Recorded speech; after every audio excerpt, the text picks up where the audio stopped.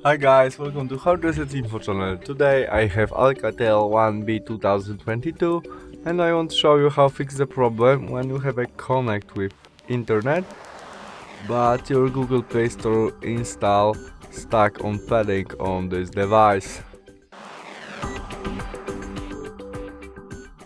Our first step to fix it, we must cancel this install and go back to the main menu of our smartphone where we go to the settings.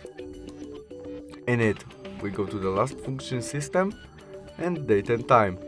In it, we must turn on first function automatic date and time. After that, all would work. We can go back to the Google Play Store and try install it again. And now it would work. If no, you must restart your Google Play Store again. That's all. Thanks for watching. See you soon. Bye.